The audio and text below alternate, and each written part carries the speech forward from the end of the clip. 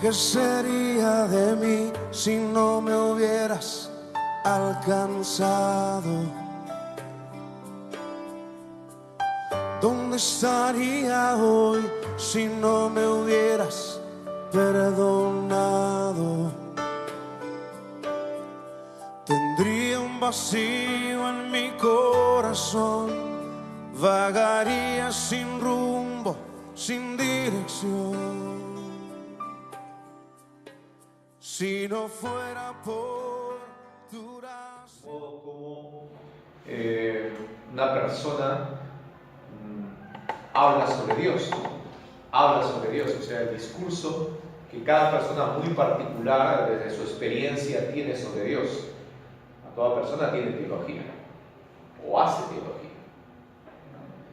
Entonces, en el caso de los evangelios, cada uno de los evangelios tiene su propia manera de mirar, ¿no?, la revelación que el Padre ha dado a través de la figura de Jesús. Entonces, hablamos de una cristología, por ejemplo, de Marcos, hablamos de una cristología de Mateo, hablamos de una cristología de Lucas y una cristología de Juan. Igual con el tema de iglesia, ¿no? También hablamos de una eclesiología de Marcos, una eclesiología de Mateo, y son temas teológicos justamente, ¿no?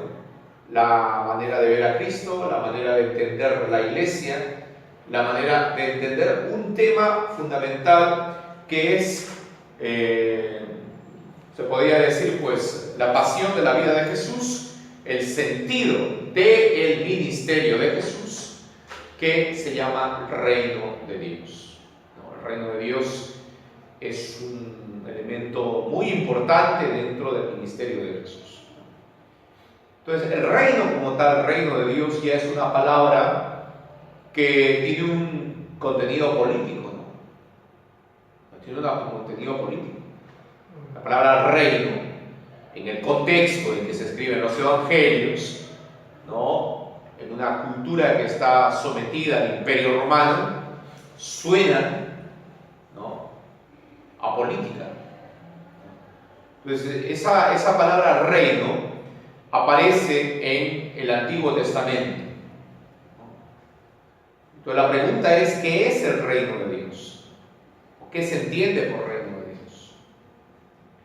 Pero el reino de Dios, el tema del reino, que Jesús no lo define. Jesús no define qué es el reino de Dios. Jesús lo que pone son comparaciones para hablar del reino. Pero esa palabra reino, ¿no?, tiene su sentido ya en el Antiguo Testamento. Entonces, cuando se habla de reino, se habla de soberanía de Dios. La manera como Dios gobierna, ejerce su soberanía por ser Dios el Rey. Evidentemente, en la historia del pueblo de Israel, se ha pasado por un tiempo en el que, como dicen los textos, el pueblo exige tener un rey. Y hay una discrepancia en los textos bíblicos, ¿no?, en el Antiguo Testamento. Es decir, unos están a favor, otros están en contra, ¿no? En los textos que no son filomonárquicos, sino antimonárquicos, antimonarquía, justamente el autor deja bien claro que no es, ¿no?, al profeta a quien rechazan, sino es al propio Yahvé quien rechazan al elegir un rey. Entonces, el único rey es Yahvé, el único rey es Dios. Entonces, el rey es representante de Yahvé, pero tiene sobre todo que cumplir la ley y hacer que el pueblo cumpla la ley.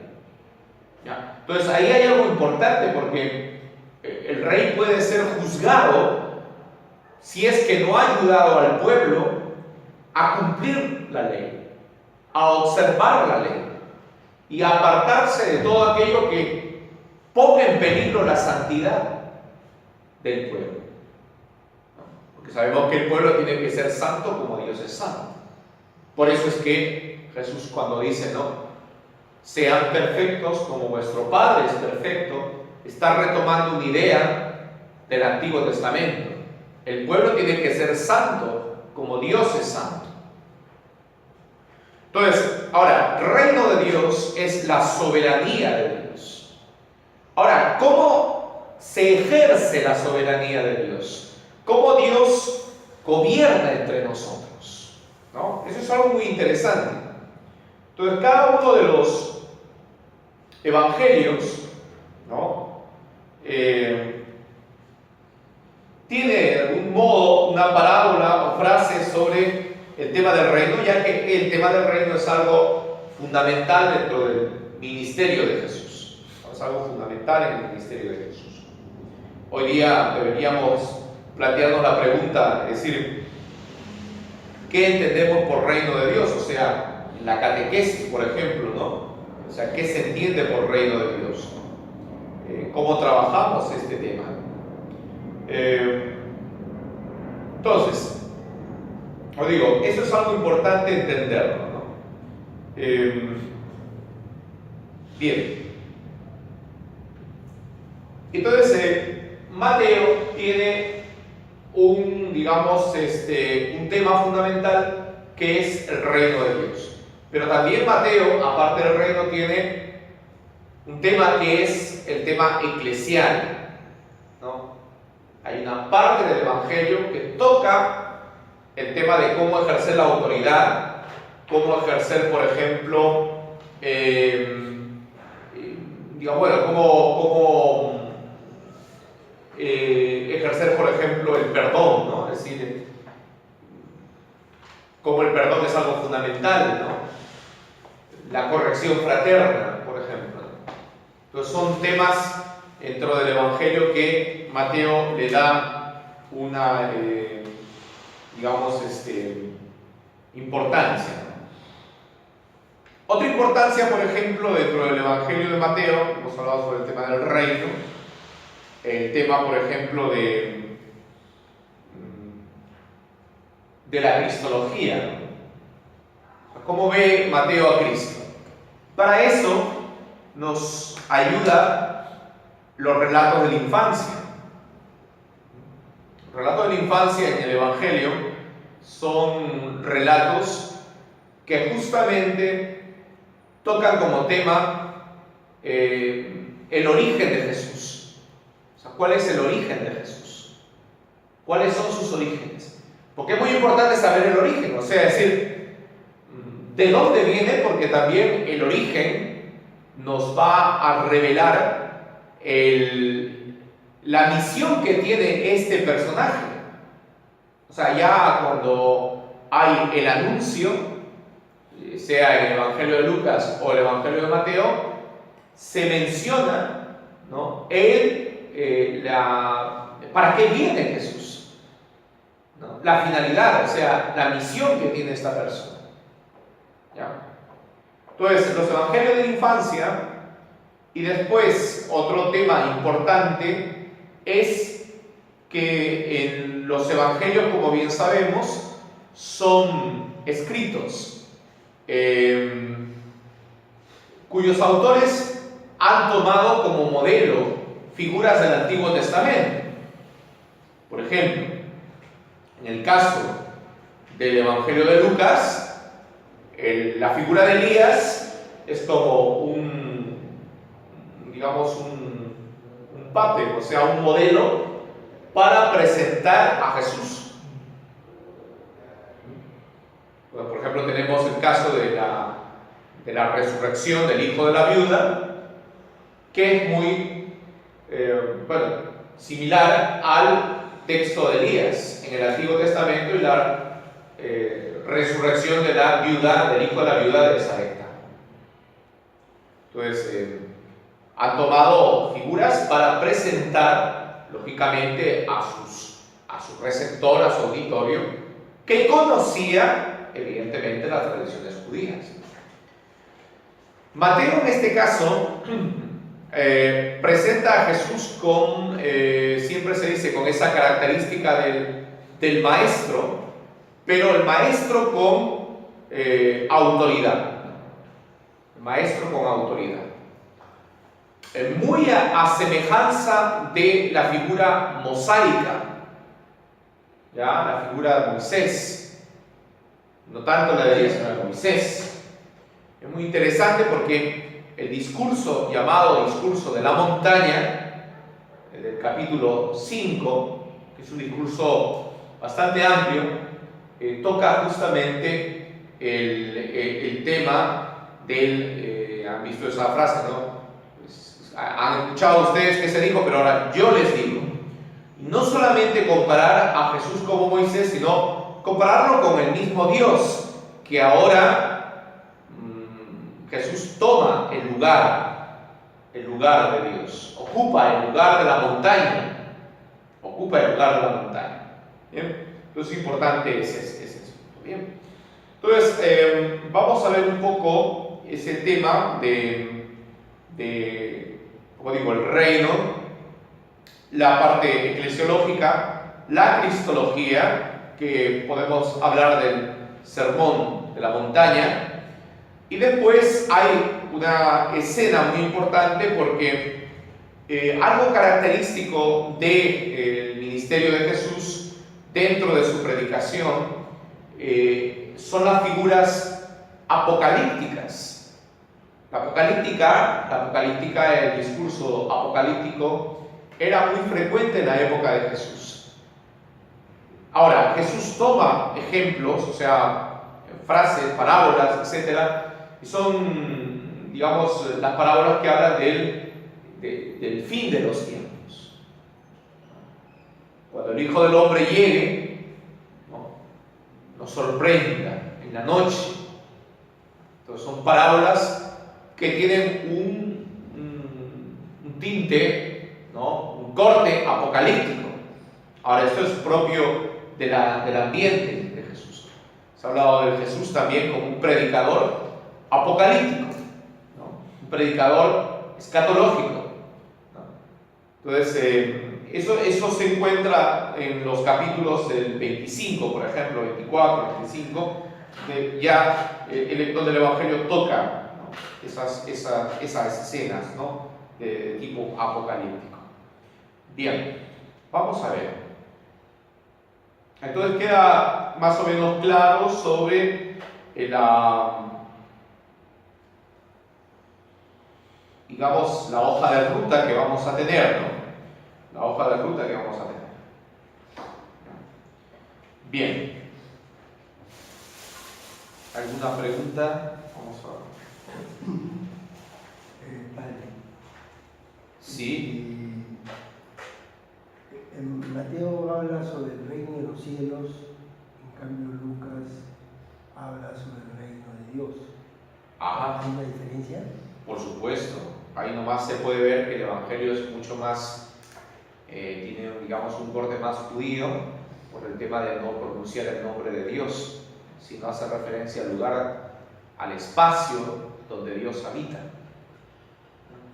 Porque usted sabe que los judíos no pueden pronunciar el nombre de Dios, entonces, claro, parece el reino de los cielos, ya tú sabes que los cielos están, ¿no? Y no vas a decir Dios. Yahvé no es un nombre, es algo que no se puede pronunciar, ¿ya? Una falta de respeto, ¿ya? Bueno, pues decir Yahvé es una falta de respeto. Por supuesto, ¿por qué? Porque pronunciar el nombre de Dios equivale a como poseer a Dios, como tenerlo. El nombre revelado, el tetragrama, no se puede pronunciar. Por eso, reemplazado por otros nombres, otros títulos, atributos que tiene Dios. Entonces, cuando Lucas o Marcos, por ejemplo, habla del reino de Dios, ¿ya? Entonces nos está dando un dato de que probablemente es un evangelio dirigido a un ambiente donde hay más oyentes que no proceden del judaísmo. El reino de los cielos nos da justamente un dato, ¿no?, de o bien el autor o bien los destinatarios son personas que están cerca, muy cerca de las costumbres judías. Para no herir un poco ese aspecto importante para su fe, pues se dice el reino de los cielos. Ya que sabemos que, por ejemplo, de los autores del Nuevo Testamento, sabemos por sus escritos, porque mayor información no tenemos. La manera como ellos escriben, la manera de su teología, etc., sabemos evidentemente, o podemos intuir su formación, su pensamiento, ¿no? Entonces, es importante recordarlo. ¿Alguna otra pregunta?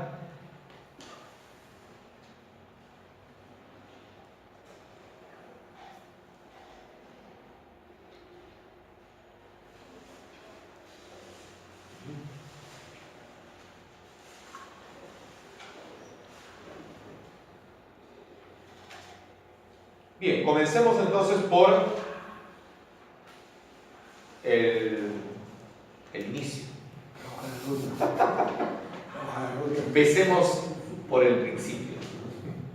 Bien, vamos a ver.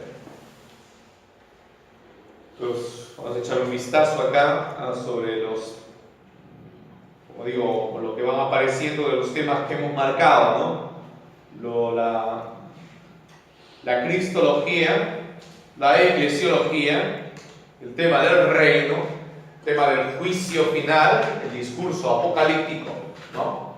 Entonces vamos a empezar, vean ustedes, el capítulo 1 de Mateo. Capítulo 1 de Mateo. 1:1. Los evangelios están organizados no por cómo han aparecido, no por cuándo han sido redactados, sino por los temas que van tocando, ¿no?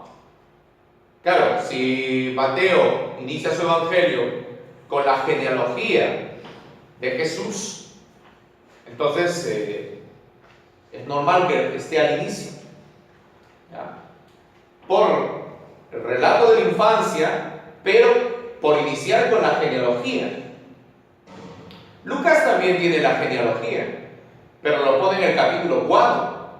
En cambio, Mateo lo pone al inicio de su evangelio, ¿ya? Entonces, por eso aparece al inicio, aunque no es el evangelio que haya sido escrito primero, sino por el tema de la genealogía, ¿ya?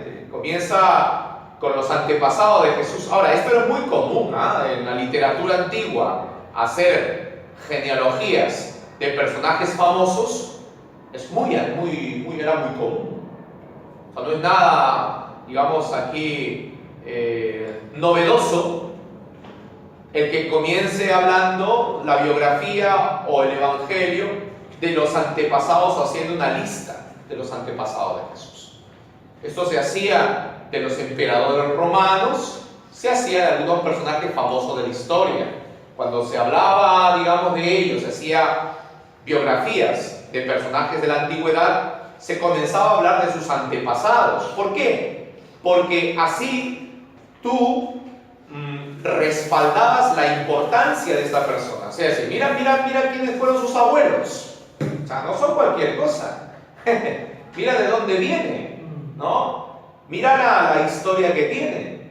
Entonces, eso es muy importante, porque eso te da, digamos, un dato muy importante de el personaje, ¿no?, del cual se va a hablar en la obra, de sus antepasados, ¿ya? Y en este caso, el linaje de Jesús incluye varones y mujeres. Ojo, varones y mujeres. Pero incluye dentro de la historia de esta genealogía ciertas mujeres, madres, ciertas mujeres que rompen esquemas, como prostitutas, ¿no? Mujeres que están, como quien dice, pues socialmente en entredicho. Pero ahí está, o mujeres marginales, pero está dentro de la genealogía. El papel que cumplen justamente ahí esas mujeres madres, mujeres, por ejemplo, que son mujeres que quebrantan de alguna manera las normas de la ley o las normas de pureza, también cumplen una función dentro de la historia de la salvación. Claro. Por ejemplo, en los evangelios aparece el famoso relato, Jesús cuando va a la casa de Simón, ¿se acuerdan? Y entonces, ¿qué pasa? Una mujer entra, una mujer, de acuerdo que el mismo Simón dice, si supiera quién lo está tocando, una pecadora, ¿no? Pero cumple una misión, cumple una función. Porque a través de la vida de estas mujeres, Dios revela también otro rostro. Entonces, en la genealogía de Mateo, las diferentes mujeres que aparecen, ya sea como madres, ya sea como víctimas, o ya sea como mujeres transgresoras de la ley, aparecen también en la historia de la salvación. Madres, transgresoras y víctimas. Susana es una víctima. Libro de Daniel. En el libro de los jueces, Débora es una juez impresionante porque reemplaza al varón. Ella es la mujer que se amarra los pantalones y se agarra bien a pelear. Acuérdense de Juana de Arco. Y mujeres madres la encuentras en el Evangelio de Lucas o en el Evangelio de Mateo, pero Lucas más porque valora mucho el papel de la mujer. Tienes tú, por ejemplo, María, es la típica mujer doméstica, e Isabel, también la mujer doméstica y madre, que a través de su maternidad han hecho posible que la historia de la salvación continúe. Repito, ¿de acuerdo? Ahora, todo ese tipo de mujeres aparece dentro de la genealogía de Jesús. Y está, ¿no?, la genealogía compuesta por un mosaico de personas. O sea, Jesús en su historia recoge todo ese mosaico de la historia de la salvación. Bien, vamos a ver cómo inicia. Ya tienen ustedes su texto, ¿no? El capítulo 1, versículo 1. Vamos a poner el señor reloj para que nos marque el tiempo. Miren, lista de los antepasados de Jesucristo, descendiente de Abraham, descendiente de Isaac, perdón, de David, descendiente de David, descendiente de Abraham. Muy interesante acá, descendiente, lo deja bien claro, de David y descendiente de Abraham. ¿No? Llevaron al pueblo a la apostasía, y entonces la idea de Mesías ya no se va a vincular con el ambiente político. Van a hacer otra idea de Mesías como si fuera un personaje celeste que va a venir de fuera para traernos la salvación o implantar el reino de Dios. Entonces, ya el rey es ungido, sí es cierto, pero el Mesías, aunque no sea rey, ¿no?, aunque no sea rey, es el ungido por venir a hacer una misión especial. Entonces hay que diferenciar que en la época de Jesús había diferentes conceptos de Mesías. Está el Mesías político, rey, militar, el que creían los esenios, perdón, los celotas. Los celotas creían en un Mesías militar, político, ¿de acuerdo? Está el Mesías, por ejemplo, espiritual, escatológico, que es el que creían los esenios que vivían en el desierto. ¿Ya? Entonces hay diferentes conceptos de Mesías. ¿Ya? Entonces Jesús es ungido porque es el Mesías. ¿Ya? Por eso es importante. ¿Ya? Entonces, lista de los antepasados de Jesucristo, descendiente de Abraham y de David. Ahí ya te marcó las dos cosas. ¿Bien? Y comienza toda la lista a partir del versículo 2. Abraham fue padre de Isaac, Este lo fue de Jacob, y este de Judá y sus hermanos, Judá y Tamar. ¿Ves? Aparece ya un nombre femenino. Fueron los padres de Fares y Será. Fares fue padre de Esrom, es de Aram. Aram fue padre de Amidad, etcétera, etcétera, etcétera. ¿Ve? Ahora, seguimos hasta el versículo que casi llega a Jesús, ¿no? Y vemos aquí versículo, miren el 13. Zorobabel fue padre de Abiud. Este fue de Eliaquim y este de Azor. Azor fue padre de Sadoc. Este fue el de Aquín y este de Eliud. Eliud fue padre de Eleazar. Este lo fue de Matán y este de Jacob. Jacob fue padre de José y marido de María, y ella fue la madre de Jesús, a quien llamamos Mesías. Ahora miren cómo curioso, Jacob engendró a José, esposo o marido de María, de la cual nació Jesús. No se dice como en los anteriores casos, ¿no? De Fares y de Tamar nace. No. José es el esposo de María, pero de la cual, de ella nace. O sea, acá hay un primer dato importante. ¿Por qué? Porque aquí se separa prácticamente a José de Jesús. José es el marido o el esposo de María, pero Jesús nace de María, de la cual nace Jesús. ¿Ven? ¿Cuáles hemos dicho que, vamos a hacer lo que estamos viendo? La intención de los relatos de la infancia, ¿qué intención tiene? Hablar del origen de Jesús, de sus orígenes.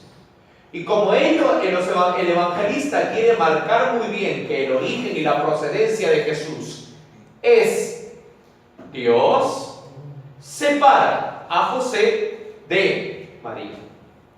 En este caso, de la cual nació. ¿Ven? Para mostrar más adelante que el nacimiento de Jesús, ¿no?, es intervención de Dios. De la cual nació. Y esto es algo, digamos, muy particular en la literatura antigua. De Alejandro Magno también se ha dicho, ¿no? ¿Es hijo de quién? De Zeus. Hay relatos de anunciación de algunos emperadores romanos. O sea, los relatos de anunciación eran parte de la literatura antigua. No tiene nada de especial, de que aquí, cuando los evangelistas quieren narrar el anuncio o el nacimiento de un personaje tan grande, semejante a los personajes de la antigüedad, escojan lo que se llaman esquemas de relato de anunciación. ¿De acuerdo? Dios interviene, cronológico. Si lo analizamos bajo los criterios de un historiador el día de hoy, esto es imposible. Pero estamos leyendo literatura de hace 2000 años. Entonces, los esquemas para presentar cómo, de dónde viene, cómo nace, cómo un personaje que nosotros decimos no procede de aquí, sino que viene de allá, pues evidentemente la manera de presentarlo era siguiendo los esquemas de lo que se llaman relatos de anunciaciones. Entonces, aquí ya Mateo le da un toque. José, el esposo de la cual nació Jesús. ¿Ven? Interesante. Aquí llamamos ¿qué? Mesías. Entonces dice, de modo que hubo 14 generaciones desde Abraham hasta David, 14 desde David hasta la deportación de los israelitas. ¿De acuerdo? Dice, 14 desde la deportación a Babilonia hasta el nacimiento del Mesías. 14 es la suma de 7 más 7. 7 es el número perfecto. Y otro detalle, el nombre David en hebreo suma 7. Perdón, suma 14. Suma 14. El nombre David en hebreo suma 14. Cada letra suma. ¿No? Total 14. Porque las letras hebreas y las letras griegas tienen su equivalencia en números.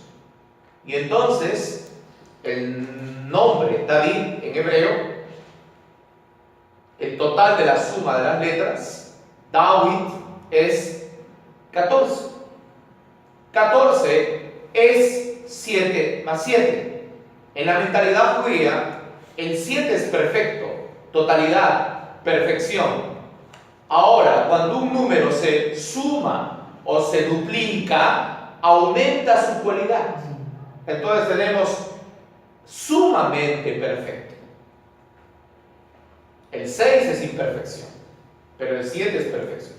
Ya sabemos que el 7 es perfección, ¿por qué? Porque en 7 días Dios hizo la creación. ¿No? Entonces, bien, ahora, es el tiempo perfecto, es la generación perfecta, ¿no? Como después dirá algún texto bíblico, en la plenitud de los tiempos vino, ¿no?, el Señor. Bien, entonces, ahora, después de haber presentado la genealogía, los grandes personajes que han precedido y que él está relacionado con dos figuras muy importantes, Abraham y David, rey y profeta, universalidad, judaísmo, ¿no?, Mesías, ¿no?, y salvación para todos.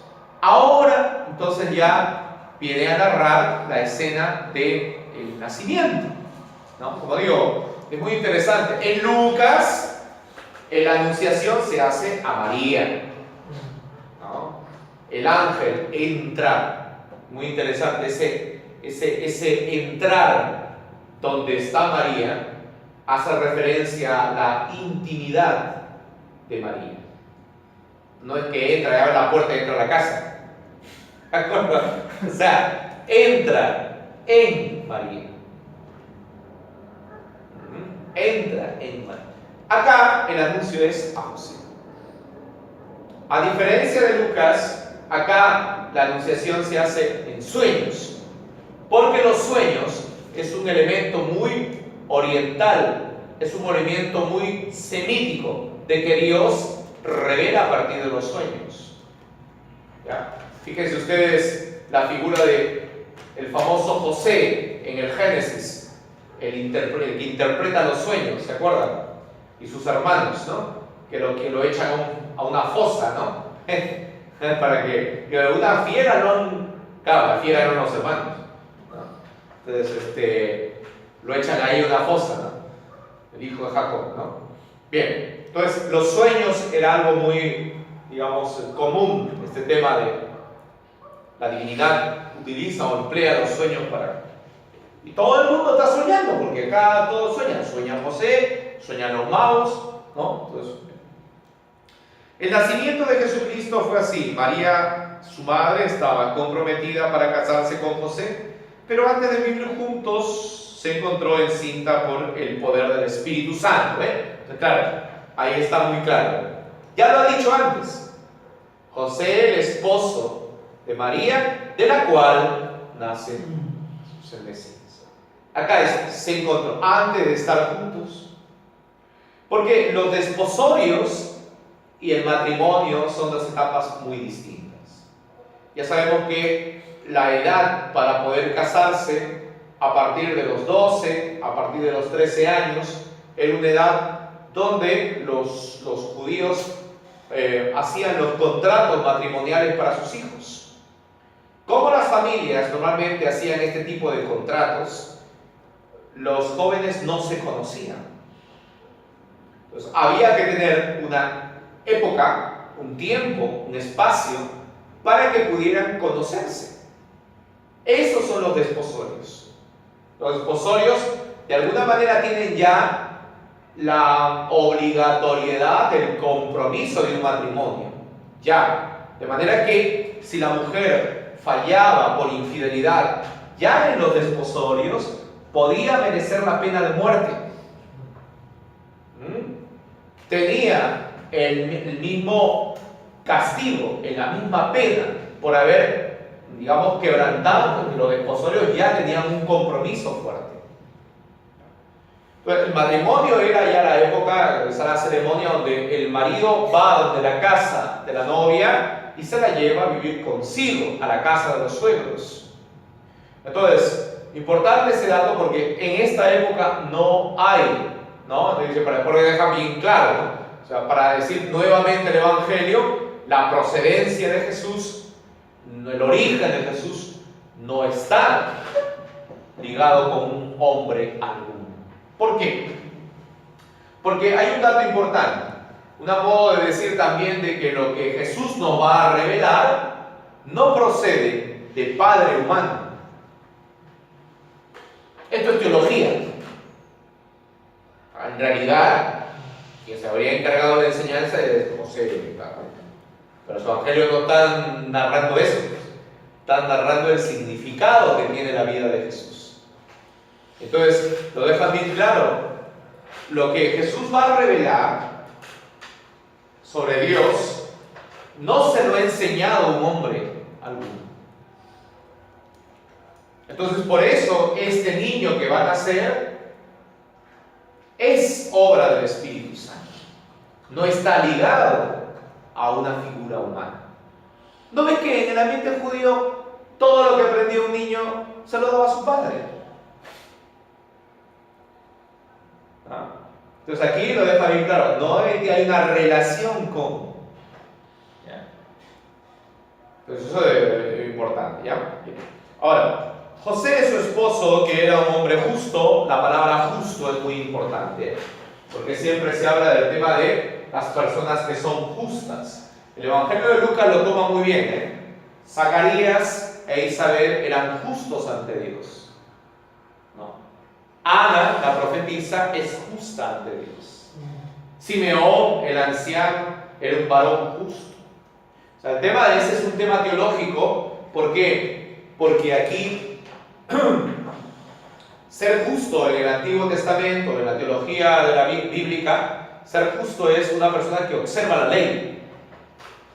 Que observa la ley. Entonces aquí, José, que era un hombre justo y no quería denunciarla públicamente, decidió separarse ella en secreto.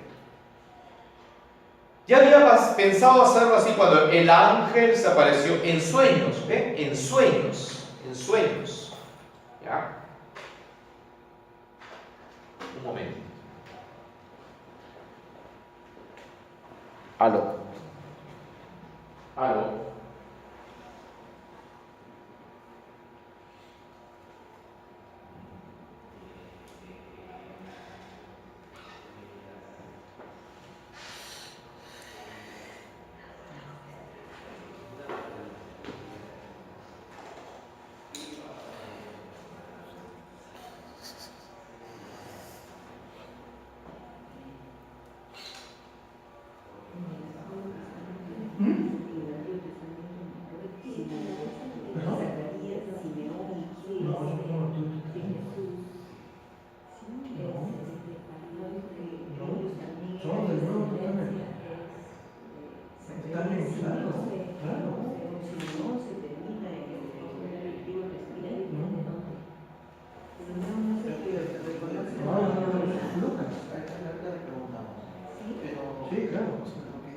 Lucas tiene tres cosas.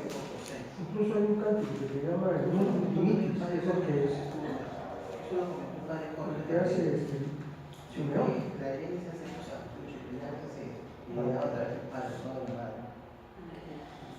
¿Ya? Tienes tres cánticos: el Magnificat, el Benedictus y Simeón hace el Nunc Dimittis. Esto está. No es esposo de nadie. Simeón era un profeta. vidente que estaba ahí en el templo. Hay diferencia, hay profetas videntes. Alguien que le salió un hombre llamado Simeón. Estoy leyendo Lucas 2:25. Hombre justo y piadoso que esperaba el consuelo de Israel. El Espíritu Santo estaba sobre él. Y le había revelado que no moriría si viera el Mesías. ¿Ya? Vino pues al templo movido por el Espíritu Santo cuando sus padres entraban con Jesús. Simeón lo tomó en sus brazos y le dijo a Dios y dijo, y ella se acercaba. El Nunc Dimittis, ahora Señor, según tu promesa, voy a dejar que tu siervo muera. Ese es Simeón, a él es Simeón. Ana es la profetisa que viene a continuación. Había también una profetisa Ana, ¿ya? Que era ya muy anciana, había estado casada 7 años, siendo aún muy joven. Y después había permanecido viuda hasta los 84. No se apartaba del templo, dando culto al Señor día y noche con ayunos y oraciones. Se presentó en aquel momento a dar gloria a Dios y a hablar de Dios en todo. Y Zacarías es el papá de Juan el Bautista. ¿Ya? A eso se refiere. ¿Ya? O sea, son todos del Nuevo Testamento. Bien. Entonces, estamos con el tema del relato de la Anunciación, muy distinto al del Evangelio de Lucas, ¿no? El ángel anuncia a través de los sueños, ¿no? El Evangelio de Lucas es el ángel entra donde María. Bien. Una consultita. Sí. En el Antiguo Testamento muchas veces se habla del ángel de Yahvé, pero para referirse a la misma presencia de Dios. Sí, es Dios mismo. Ya. No es una cosa aparte. Ok, y en este caso, nosotros leemos, siempre lo interpretamos como, no como Dios mismo, sino como Claro. un ente tercero. Un personaje así, ¿no? Ahora, en esto el judaísmo ha tenido mucho cuidado. Porque hay que entender que el hecho de seres creados espirituales inicialmente es una idea ajena al judaísmo. ¿Qué es lo que pasa? Cuando el pueblo judío es deportado a Babilonia, se acordarán ustedes, ¿no? ¿Ya? No porque hayan estado, sino porque han leído. Entonces, ¿qué pasa ahí?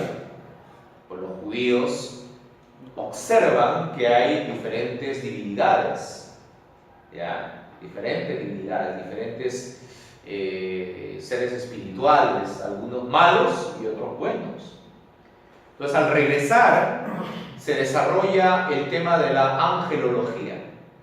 Entonces, hay la idea de ángeles malos y ángeles buenos. ¿De acuerdo? Es una literatura que poco a poco se va formando. Ustedes lean el libro de los jubileos, que no está en la Biblia, que es el libro de los jubileos, que es un libro justamente donde todo lo que me contó mi abuelita, de los ángeles caídos, y todo, pues, ahí está, pues, claro, toda esa narración que está en los libros apócrifos. Entonces, el judaísmo se dio cuenta del peligro de entender como seres espirituales con poder o con, digamos que entran dentro de la vida de los hombres, o algunos que hacen daño. El peligro, ¿por qué? Porque entonces van contra un principio fundamental del judaísmo, la unicidad, ¿de acuerdo? De Dios. Dios es uno, no hay más. Entonces, por eso cuando se habla de ángeles, se habla de Dios mismo, ¿no? Entonces, después se ha desarrollado esta idea de seres espirituales, incluso hasta de jerarquías, pero que, claro, son ajenas al pensamiento judío en su ambiente más original, ¿no? Es decir, ¿por qué? Porque van contra el tema de la unicidad de Dios, ¿no? Todo este tema de jerarquías angélicas lo encontramos en literatura que no está en la Biblia, que está en los libros apócrifos. Pero como digo, es influencia de ese contacto que Israel tiene con, ¿no?, religiosidad pagana. Entonces, claro, ahora, cuando hablamos acá es Dios mismo, ¿no? Dios mismo quien anuncia, Dios mismo quien protege, Dios mismo quien visita, Dios mismo quien nos cuida, Dios mismo quien provee, etcétera, etcétera. Entonces, claro, es la figura de Dios. Entonces, el ángel en los textos del Antiguo Testamento es Dios mismo, ¿no? Dios mismo quien va conduciendo, va hablando, va guiando, etc. Entonces, bien, y la idea de ángel es mensajero. Pues tenemos un problema fuerte con el tema de la apariencia del ángel. porque lo hemos desencarnado tanto, claro, también fruto de la literatura apócrifa, entonces le hemos desencarnado tanto que ya no es simplemente mensajero, tiene que ser alado, tiene que tener plumas, ¿de acuerdo? Si no tiene plumas no es ángel, pues entonces claro, ¿de acuerdo? Tiene que volar, ¿de acuerdo? Tiene que tener alas. Pues ahí está el asunto, pues. Eso, la palabra ángel es mensajero. Entonces, ahí hay, como digo, una imagen, ¿no?, que ha ido evolucionando y que ha ido cogiendo ideas ajenas a lo que originalmente es la fe judía. Dios es uno. Dios es uno. Muy bien. Ahora, sí. En lo que he dicho el hermano Eduardo, efectivamente, digamos, cómo entender. Recuerda que cuando estaba Moisés en la puerta de su casa y había mucho calor, y él expresa una situación que dice que intuye que como que el Señor le habla, que está pasando por su lado. Voy a buscarlo, si no estoy muy... O de repente es Abraham. ¿Abraham no es? Perdón, Abraham, sí. Abraham. Los tres personajes que vienen a visitarle. Sí. Entonces, pero él habla como diciendo que Dios se le ha presentado. Claro. Dios se le ha presentado.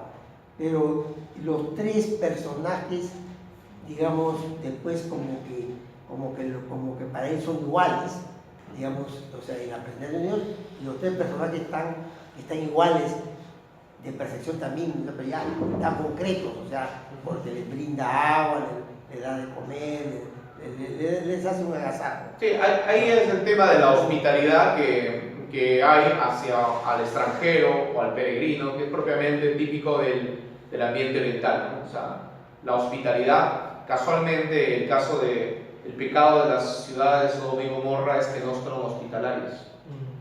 Quieren maltratar a los que vienen a visitar. Entonces es un pecado grave, ¿no? La hospitalidad es propiamente algo típico del ambiente, ¿no? Bien, sigamos un poco vamos a seguir con el relato, ¿ya? Bien.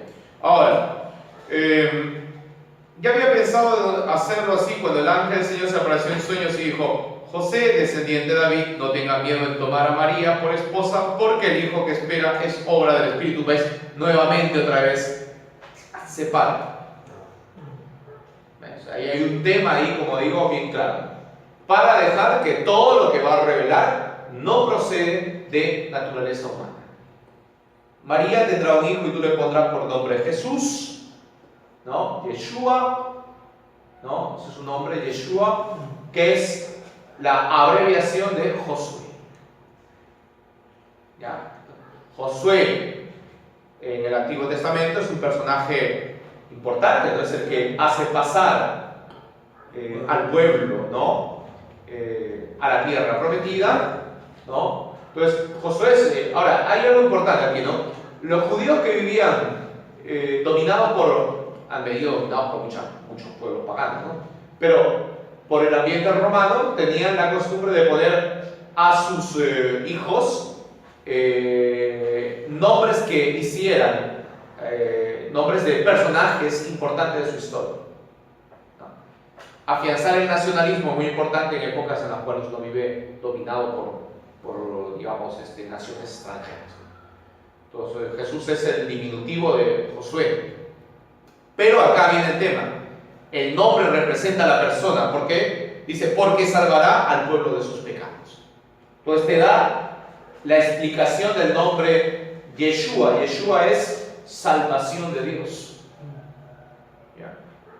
Salvación de Dios. Todo esto sucedió, y acá viene la relación, como lo relaciona Mateo, ¿ve? Parte de su teología es: lo que está pasando en el Nuevo Testamento, ¿ya?, es cumplimiento del Antiguo. Entonces por eso pone acá, para que se cumpliera la profecía o aquello que dice la Escritura. ¿Ve? Todo esto pasó aquí para que se cumpliera lo que ya había dicho Entonces es el modo como trabajan los evangelios. O sea, está sucediendo aquello que se había dicho para que se cumpliera lo que se había dicho por medio del profeta. La Virgen quedará encinta y tendrá un hijo y le pondrá Emmanuel, que significa Dios con nosotros. Entonces, acá hay varias cosas. En primer lugar, el texto de Isaías no dice virgen. ¿Ya? En hebreo, el texto hebreo, porque el Antiguo Testamento está escrito en hebreo. ¿Ya?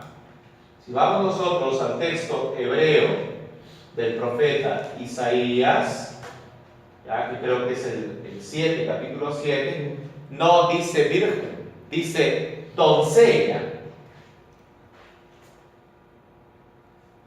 Doncella, jovencita. ¿Ya? Ustedes saben que el Antiguo Testamento fue escrito en hebreo, pero después se hizo una traducción al griego. ¿Se acuerdan? Es una traducción al griego. Esa que se llama la versión de los 70. Ya. Entonces, en el texto hebreo dice doncella, pero en el texto de los 70 ahí sí dice virgen.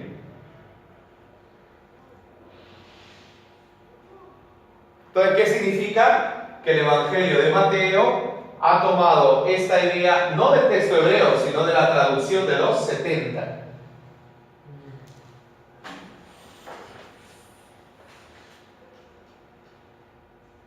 ¿Y por qué hay este cambio de doncella a virgen, del texto hebreo a la versión de los 70?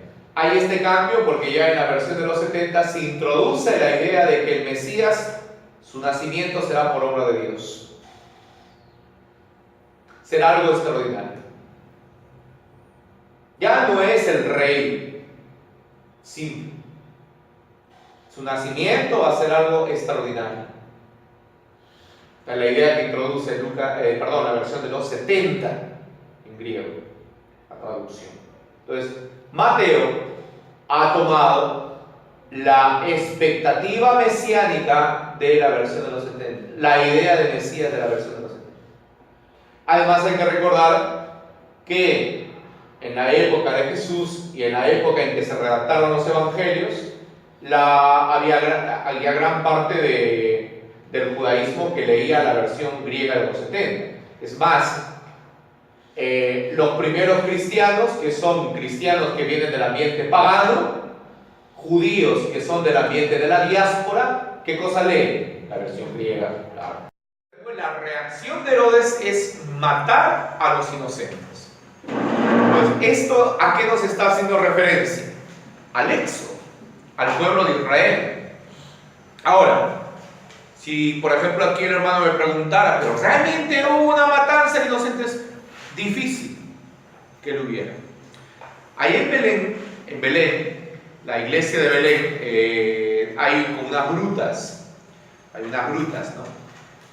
¿Por qué? Porque la llamada cueva del nacimiento de Jesús, que es una gruta, una gruta donde tú bajas ahí los escalones estos, la entrada que han hecho los cruzados.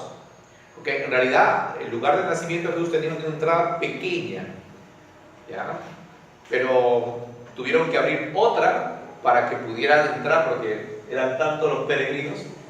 Entonces, en la época de los cruzados se abren esas puertas para que puedan entrar, ¿no? Ahora, esa gruta del nacimiento de Jesús, de la cual más o menos la tradición habla de una veneración a partir del siglo III más o menos, ¿ya? Esa gruta es parte de un conjunto de otras grutas, ¿ya?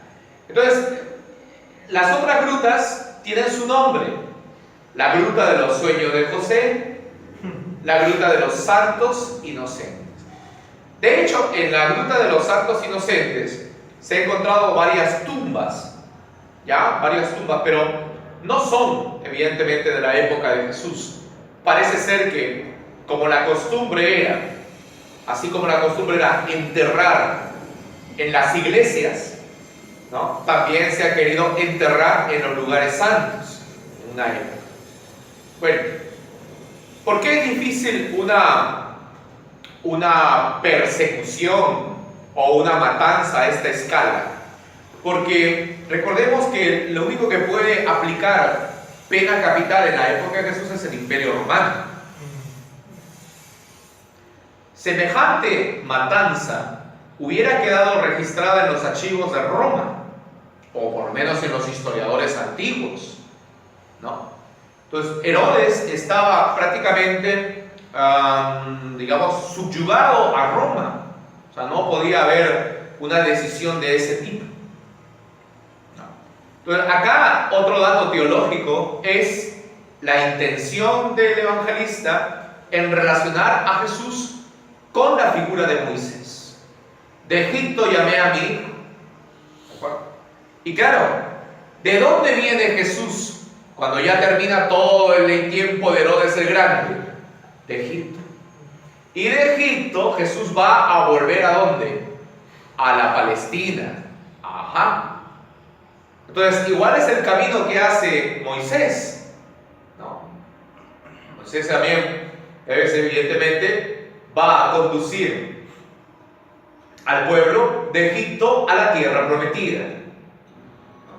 Entonces es interesante porque es la lógica de presentar a Jesús bajo la imagen de algún o la semejanza de algún personaje famoso del Antiguo Testamento. Entonces esa es la intención más o menos que hay y que todo comentarista del Nuevo Testamento pues lo pone, es decir, la intención es más o menos esa. Pero hay muchos elementos, como ya ustedes saben, ¿no? Más o menos algunas cosas, yo voy comentando solamente algunas cosas, no voy a comentar todo, porque si no aquí nos quedamos a hacer solamente el curso del capítulo 1 y 2, ¿no? Entonces, bien, vamos que nos falta un poquito, ¿ya? Bien, vale. entonces, sí. Según el profeta, digamos, Jeremías, cuando se expresa la matanza, se expresa en términos plurales, o sea, no se expresa no en una matanza muy pequeña, sino un poquito verbos plurales. Dice, un clamor se ha oído en Ramá, mucho llanto y lamento, mucho. Es Raquel que llora a sus hijos y no quiere consolarse porque ya no existe. Y yo lo veo que, digamos, él enfatiza, digamos, cuando enfatiza mucho llanto, no está aludiendo a 2 o 3 matanzas, sino como que está justificándose acá en el Antiguo Testamento lo que Mateo dice, digamos, que van a hacer lo mismo. Ahora, me resulta importante es marcar que el texto de Jeremías es un texto que está tomado en otro contexto. Jeremías no está hablando evidentemente de la matanza de Herodes, está hablando evidentemente de la historia de Israel. ¿Y la historia de Israel concretamente de qué? Del exilio. ¿De qué está hablando? Evidentemente está hablando de esa figura. Entonces eso es interesante ver cómo los evangelistas son propiamente personas, verdaderos autores. Un autor ajusta muchos elementos que encuentra a su obra. Aquí evidentemente lo está tomando, pero es otro contexto. ¿Ustedes creen que cuando ahí, por ejemplo, ha tomado el texto de Isaías y la Virgen concebirá a un niño y le pondrá por nombre Emmanuel? ¿Ustedes creen que Isaías estaba pensando a Jesús? No. Isaías está pensando al hijo de Ezequías. Entonces, claro, si ustedes ven el relato de Isaías, el tema era que todo el ejército estaba rodeando al rey.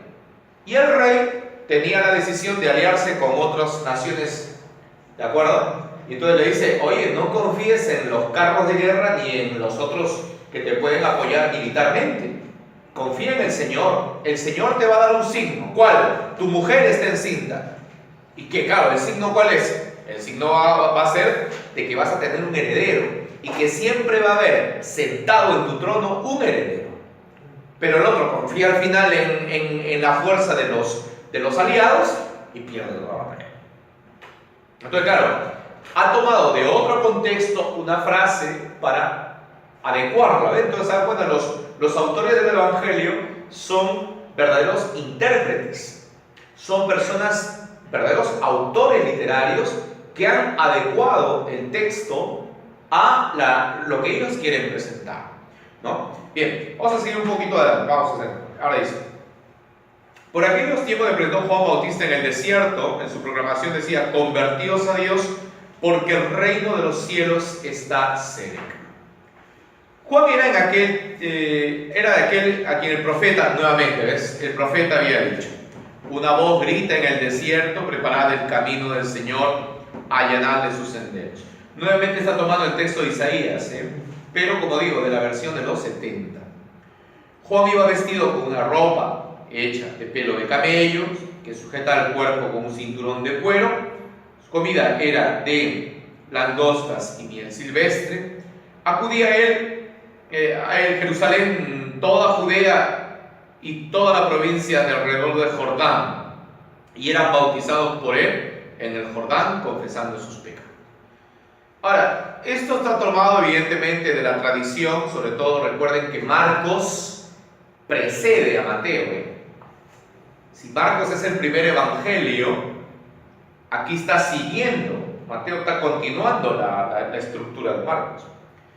Entonces, ¿por qué acá la manera de presentar a Juan con esta figura, pelo de camello, cinturón de cuero, ¿no? Porque si ustedes van al libro de Reyes 1:8, segunda libro de Reyes 1:8, entonces van ustedes ahí, van a encontrar de que Elías está vestido igual. ¿Y eso por qué? Porque según la tradición judía, Elías es uno de los profetas que tiene que regresar a preparar el camino del Mesías. Hasta hoy los judíos, por ejemplo, cuando celebran el sábado, dejan la puerta abierta anunciando la llegada de Elías. O por ejemplo para la época de la Pascua, cuando celebran la comida pascual, hay un sitio reservado a Elías, una copa que es la copa de Elías, y el padre se levanta a abrir la puerta para que venga Elías, porque Elías tiene que regresar para preparar antes el camino del Mesías. Entonces aquí en los evangelios, Juan el Bautista se atribuye esa figura. Yo he venido a preparar el camino del Señor. ¿De acuerdo? Entonces, recuerden que estamos con la teología de los evangelios. Entonces, claro, esto se denomina lo que nos explican a veces como prefiguraciones. es decir, o sea, se ha presentado a figuras históricas, pero bajo el modelo de figuras del Antiguo Testamento. Porque hasta en eso tiene que cumplirse la profecía, ¿no? Entonces aquí se presenta a Juan el Bautista como un profeta austero como los antiguos profetas, la manera de comer, la manera de vivir, el desierto.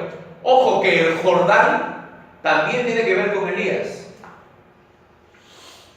El Antiguo Testamento, el Jordán, ¿dónde hace los milagros? El desierto tiene que ver con Elías. Y evidentemente el pelo de camello y la correa también. Vean cómo está vestido. ¿Por qué? Porque de esa manera también está diciendo el evangelista que las profecías se han cumplido y de que Jesús es el Mesías. Entonces, es muy importante ese dato que acá lo está recogiendo de Marcos. Muy bien. Entonces comienza ahí dos grupos. Viendo Juan a muchos fariseos y saduceos, comienza la predicación. Raza de víboras, ¿quién os ha dicho que se van a librar del terrible castigo? Demostrad con vuestros actos que os habéis convertido a Dios. No se hagan ilusiones que somos descendientes de Abraham, porque les aseguro que de estas piedras Dios puede sacar descendientes. Ya está lista el hacha para cortar de raíz. Es la predicación de Juan. Todo árbol que no dé fruto será cortado y arrojado al fuego. Ciertamente bautizo con agua para invitaros a la conversión de Dios. Pero el que viene después de mí le bautizará con Espíritu Santo y fuego. Espíritu y fuego. No sé cómo dice ahí su Espíritu Santo y fuego, ¿no? Esta relación que hay, ¿no? Porque el Espíritu, el fuego, consume, quema, destruye. El Espíritu renueva, pero es algo interior. El agua es exterior. A diferencia, el agua purifica exteriormente, el Espíritu purifica interiormente. Pero acá Juan, normalmente decimos Juan el precursor de Jesús porque habla nomás. No, también se enfrenta y tiene el mismo auditorio que Jesús, escribas, ¿no? Y fariseos. Claro, esto va a tener fariseos y saduceos, es decir, va a tener el mismo auditorio que tiene Jesús. Y hasta el mismo pensamiento. No confíen que ustedes son hijos de Abraham y dicen ya tenemos todo asegurado. No. Claro, ese era en el ambiente fariseo era el pensamiento de la retribución, ¿no? Soy descendiente de Abraham, entonces ya está todo listo. ¿Todo el auditorio era judío? ¿Qué? ¿Todo el auditorio que escuchaba a Juan era judío? Pues acá sí, fariseos y saduceos, judíos. No, acá dice, pero vino muchos judíos que venían a bautizarse, o sea que bautizaba a otros de otras regiones. O sea, No, pero viendo Juan que muchos fariseos y saduceos acudían a que los bautizara, dijo. Específicamente está refiriendo a ellos. Claro.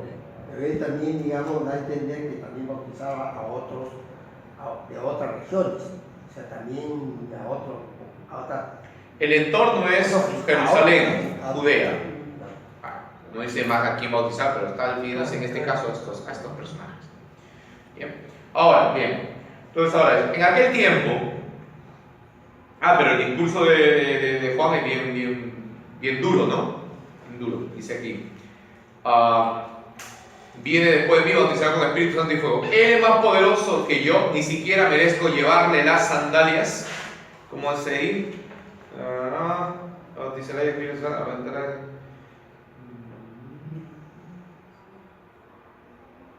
Entonces vino Jesús de Galilea al Jordán, donde estaba Juan, para ser bautizado por él. Pero Juan se le oponía diciendo: yo necesito ser bautizado por ti.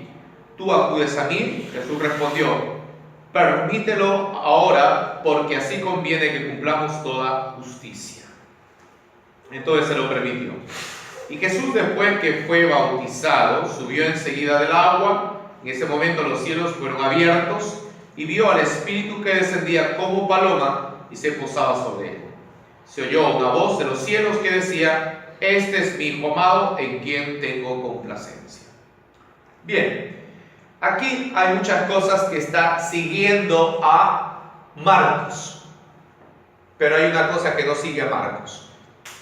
Vamos a ver el Evangelio de Marcos. ¿En Marcos en qué está? En capítulo 1, ¿no? En la escena del bautismo. Veamos Marcos, la escena del bautismo.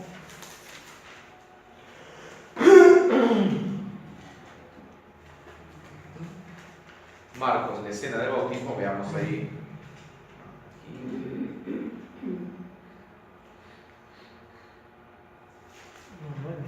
Ya, acá está el capítulo 1, ya, miren ahí, versículo 9. Por aquellos días Jesús salió de Nazaret a la región de Galilea y Juan lo bautizó en el Jordán. En el momento en que salía del agua, Jesús vio que el cielo se rasgaba. Eso es lo que tiene Marcos, y a diferencia de Mateo y de Lucas, una cosa es abrirse, otra cosa es rasgarse. Abre la puerta, rompe la cortina, rasga la cortina. Una cosa es abrir y otra cosa es rasgar. ¿Por qué?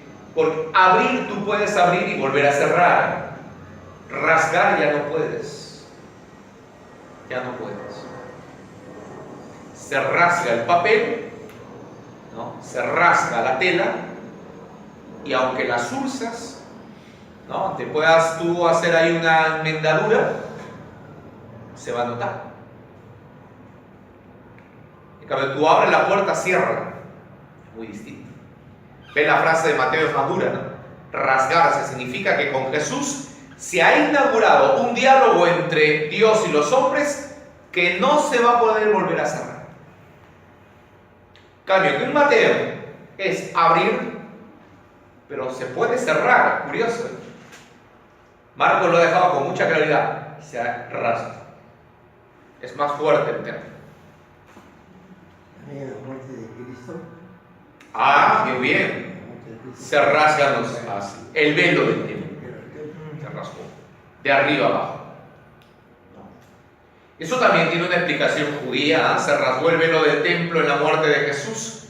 Es porque normalmente en el ambiente judío, cuando se muere el familiar, te rasgan las vestiduras. Romper las vestiduras es expresar exteriormente lo que interiormente pasa en el judío. Pero ellos lo hacen de verdad. Claro, la manga del saco. Cuando muere el padre, rasga. Porque es expresión de qué? De lo que pasa por dentro. Entonces, una interpretación judía de cuando muere Jesús, se rasga el velo del templo, el lugar más sagrado de la presencia de Dios. Es Dios quien está haciendo duelo por la muerte de su Hijo.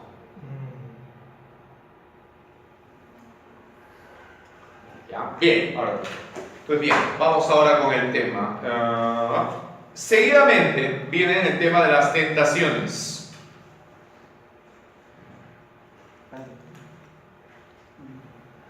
Una cosita. Sí, dígame. En la versión de Mateo incluye un diálogo entre el Bautista y Jesús, Sí. pero no está en Marcos este diálogo. Ah, claro, sí, sí. Esas son las diferencias, pues. Esas son las diferencias. En el caso de Mateo, ya saben ustedes que a inicios del cristianismo hubieron movimientos cristianos, o bueno, entre judeo-cristianos, que planteaban que Juan era superior a Jesús. Eso ya lo saben. Entonces, en los evangelios han resuelto ese tema de la superioridad de Jesús sobre Juan. Porque claro, a ver, actualmente la idea es que Jesús ha seguido a Juan por un tiempo.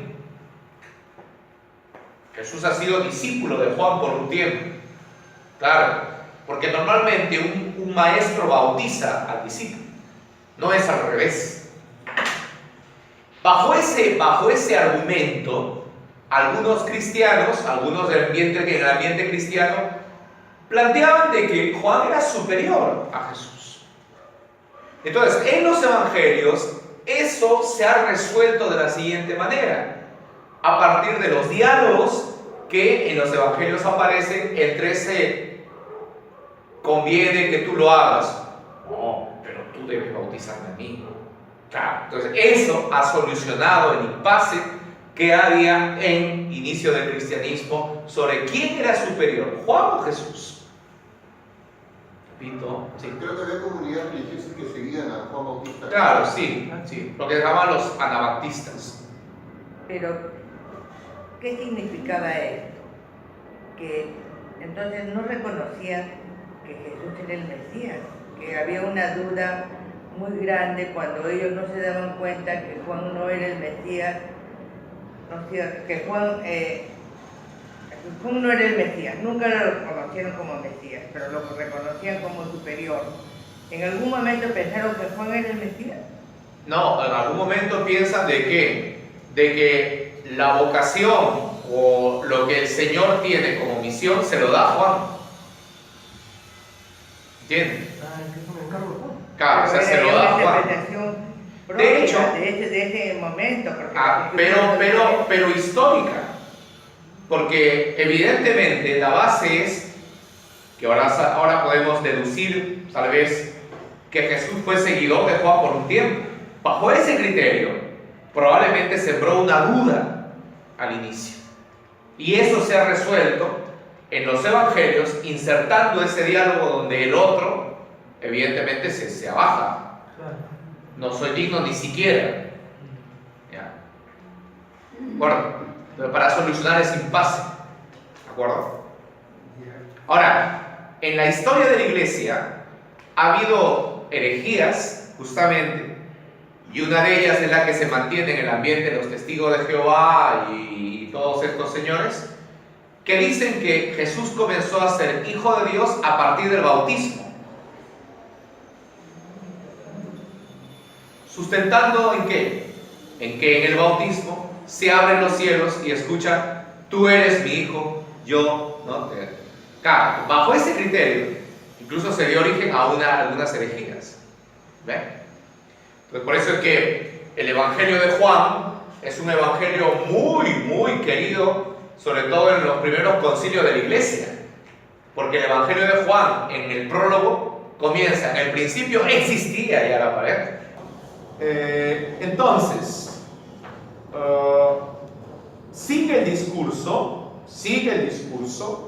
en el 38, miren, han oído que antes se dijo, ojo por ojo, diente por diente, la famosa ley del talión, que viene tal como te lo han hecho a ti, tal te lo deben hacer. Ahora, esa ley es positiva, porque impedía la venganza, que la venganza sea más que la ofensa. ¿De acuerdo? Pueden sacar un ojo, solamente un ojo, porque podían matarlo. Entonces ahí viene el tema. Al contrario, a quien te pega en la mejilla, ofrécele también la otra. A quien que te manda quitar la túnica, déjale también la capa. A quien te obliga a llevar una carga de milla, ve con el 2. Al que te pida algo, dáselo y no vuelva la espalda a quien te pide prestado. Ojo con la frase final. Vamos a ver la frase final. Al que te pida algo, dáselo y no vuelva la espalda a quien te pida prestado. En la época de Jesús, en medio de tanta pobreza y tanta gente que se quedaba sin tierra, ¿cuánto tocaría la? Vecino, ¿tienes algo para...? A quien te pide, dale. Y no dé la espalda a quien te pide, préstame. Préstame 2 panes porque no tengo nada. La frase de Jesús hay que ponerla en su contexto. Bien, entonces ahí, digamos, comienza toda esta explicación. Jesús, el Maestro, a semejanza del monte, ¿no? El monte donde se recibe la ley, Jesús va a ocupar el lugar de Dios para dar la nueva ley o enseñar al pueblo, ¿no?, cómo vivir la ley en plenitud. En realidad, como dice algún teólogo, las bienaventuranzas son el criterio de la confesión del cristiano, no los mandamientos. Le decía al Señor, usted la señora trabaja usted por la paz, ¿cómo trabaja por la paz? El criterio, no, yo no hago nada, no salgo de mi casa, yo estoy todo el día ahí, por acá, yo no me meto con nadie. Entonces no se trata de no hacer, sino hacer. Bienaventurado el que trabaja, bienaventurado el que hace. Es curioso. Bien, entonces eso ahora viene el tema religioso. No practiquen vuestra religión delante de los demás, capítulo 6. ¿Ya? Solo para que les vean. Si hacen eso, no tendrán recompensa de su Padre que está en el cielo. ¿Cuál es el tema? Solo, nuevamente, lo externo. ¿Ven? ¿Te acuerdan? Se dijo antes matar, claro, lo externo. Yo te digo que en el interior también puedes matar. Igual la religión, para que te vean, lo externo. Eso. ¿Ves? Para que te vean. No. lo importante es el interior. Es muy interesante cómo Jesús une las cosas. ¿Se acuerdan la frase de Jesús? Cuando ve a la viuda, estos han echado mucho. ¿Cómo se sabe que han echado mucho? Sonaba, claro. En cambio ella, no sonó nada. Para que te vean. Es como otra vez vuelve a unir lo externo y lo interno, por fuera, para que te vea la gente. Pues esa es tu recompensa por lo fuera. Entonces, como hacen los hipócritas en las sinagogas, ojo, esa palabra aquí está haciendo referencia, que hemos dicho, en la época en que se escribe el Evangelio,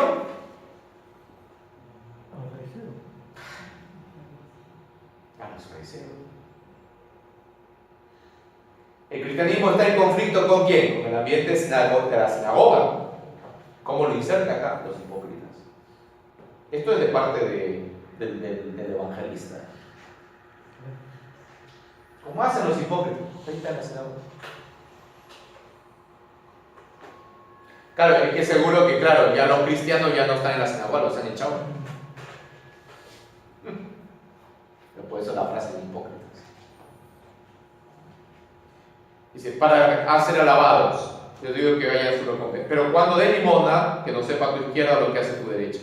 ¿Para qué? Tu limosna quede en secreto y tu padre que ve en el secreto, claro, lo interno, no, te recompensa. Cuando ores, no seas como los hipócritas, nuevamente, conflicto con la sinagoga, que les gusta orar de pie en las sinagogas y en las esquinas de las plazas, nuevamente, lo externo, para que la gente los vea. Os aseguro que esos ya tienen su recompensa. Tú cuando ores, entra en tu interior, o sea, en tu habitación. Cierra tu puerta, que vean tu Padre, que vean en secreto te recompensa.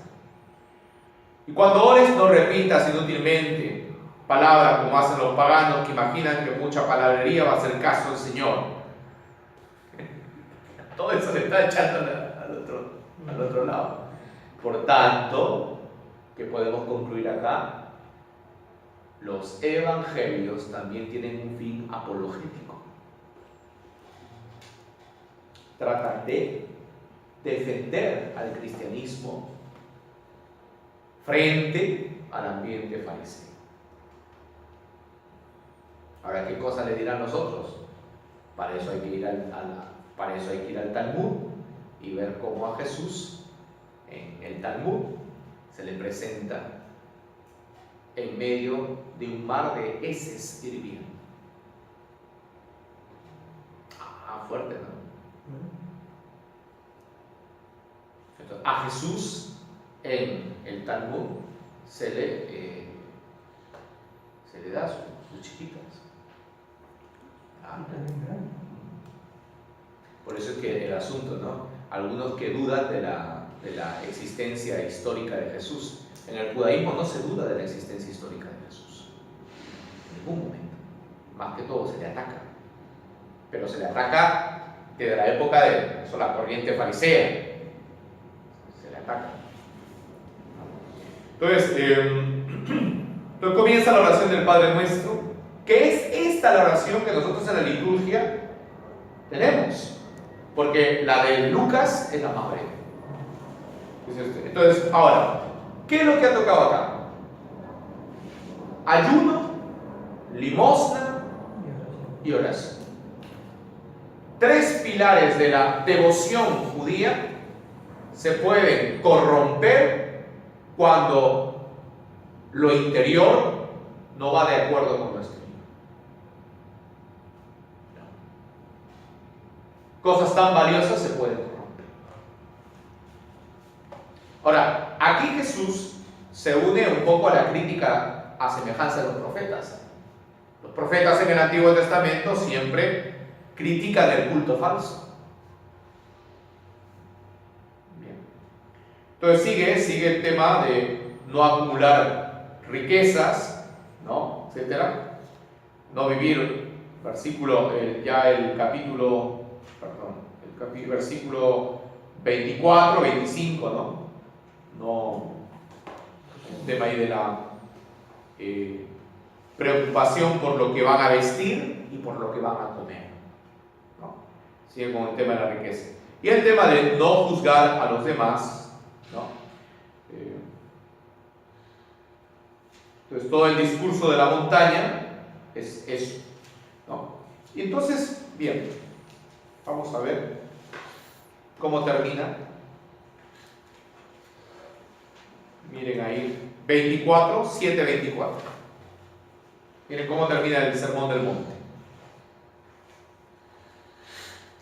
7:24.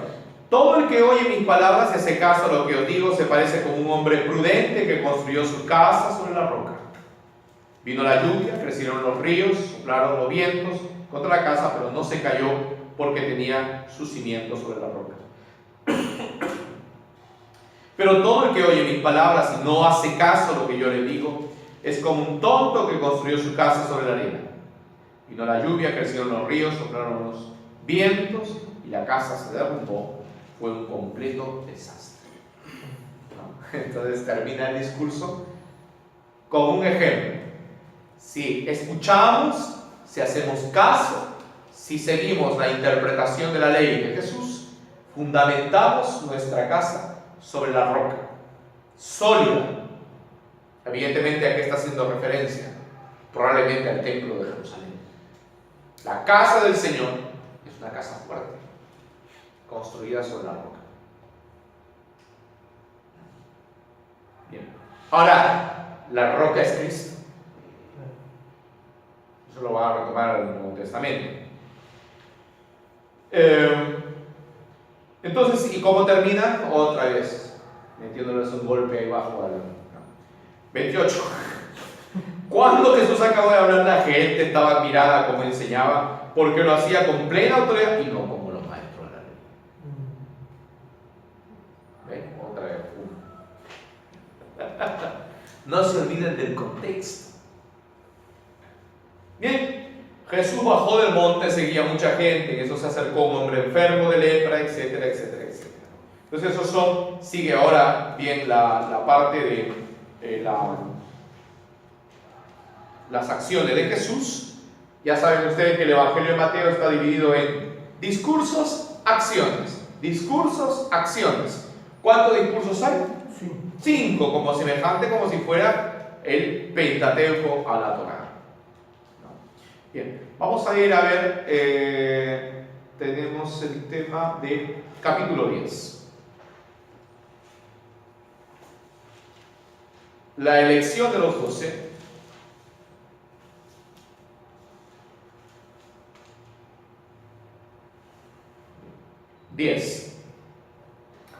Jesús llamó a sus 12 discípulos. Ese es otro tema mesiánico también. ¿Por qué? Según la tradición judía, el Mesías viene para reunir al pueblo de Israel. Reunirá a las tribus dispersas. Y entonces aquí, cuando Jesús simbólicamente pone la figura de los 12, es un modo de cómo afirma nuevamente su mesianismo. Entonces, les dio autoridad para expulsar espíritus y para curar toda clase de enfermedades y dolencias. Entonces hay dos cosas aquí. Bueno, primero, en los evangelios aparece Jesús les envía a enseñar, a expulsar demonios y a curar enfermos. Ahí no hay ningún vínculo con la liturgia. ¿No? Curioso. Pues la palabra presbítero, ¿qué significa? Famosamente cuando hablas de los presbíteros, la función es enseñar. El presbítero es el anciano, pero el anciano que tiene esa función de enseñanza. Entonces, pero Jesús los manda a luchar contra la enfermedad, contra el mal, contra el sufrimiento.